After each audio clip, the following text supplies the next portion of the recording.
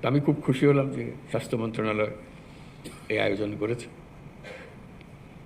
এই আশা করি এই দেখা সাক্ষাতের কারণে আমরা অনেক সুফল পাব। স্বাস্থ্যসেবা যে স্বাস্থ্যহীন সেটা আমরা সবাই বুঝি, এবং একে অপরকে দোষ দিয়ে এর কারণে এটা হয় না, ওর কারণে এটা হয় না।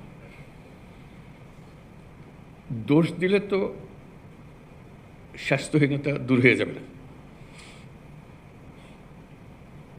এটার প্রতিকার করতে হবে যাতে করে আমরা স্বাস্থ্যসেবা সঠিকভাবে করতে পারি। দুনিয়ার যত দেশ আছে, যত জাতি আছে, তারা যদি নিজ নিজ স্বাস্থ্যসেবা আমাদের চেয়ে ভালো করতে পারে, আমাদের মধ্যে কি গাফিলতি আছে, কি অভাব আছে যে কারণে আমরা পারছি না। মানুষ হিসেবে আমাদের কোনো ঘাটতি আছে, তার সক্ষমতা হিসেবে তার ঘাটতি আছে, আমার মনে হয় না। কিন্তু সামষ্টিকভাবে আমরা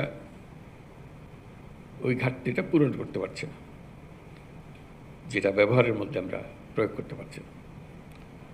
তো সেটাই নিজেদের কাছে আত্মজিজ্ঞাসা যে কীভাবে করলে আমরা এটার থেকে পরিত্রাণ পাব। অনেকে পলিসির কথা বলবে, অনেকে সুযোগ সুবিধার কথা বলবে, হাসপাতাল নাই, যন্ত্রপাতি নাই, সরবরাহ নাই, যন্ত্রপাতি পড়ে আছে, বহু মূল্যবান যন্ত্রপাতি মেরামতের অভাবে গত 10 বছর ধরে এটা এভাবে পড়ে আছে। কথার কথা, এরকম বহু কাহিনী শুনি, বহু কাহিনী জানি।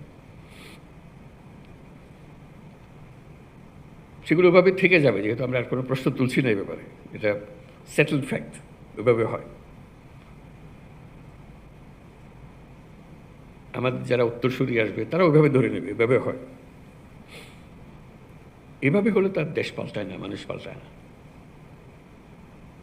মানুষ পাল্টায় যখন আমরা প্রশ্ন তুলি, কেন হবে না? এই প্রশ্নটা নিজেদের কাছে জিজ্ঞাসা করার জন্যই আমরা সবাই করছি, কেন হবে না?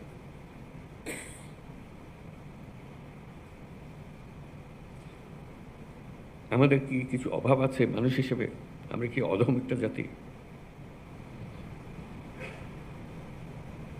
আমাদের সমস্ত কিছু আইন কাঠামো, নীতিমালা, যন্ত্রপাতি, দালান, যা কিছু আছে তা দিয়ে কি এর চেয়ে ভালো কিছু করা যাবে না, এরকম মনে হয়? আমার তো মনে হয় না। আমার মনে হয় আমরা এই যে সম্মেলনে আসলাম, কথাবার্তা বললাম, সেটাকে উপলক্ষ করে যেভাবে আছে সেটাকে যদি আমরা প্রশ্ন করি যে এইভাবে থাকবে না, আমি এটাকে অন্যভাবে করব, কারোর সাহায্যের দরকার নাই, উপরওয়ালার দিকে তাকিয়ে থাকতে হবে না, নিচেরওয়ালার কাছে তার কোনো বিশেষ সুবিধার কথা বলতে হবে না। আমরা নিজেরাই যেভাবে আছে ওভাবে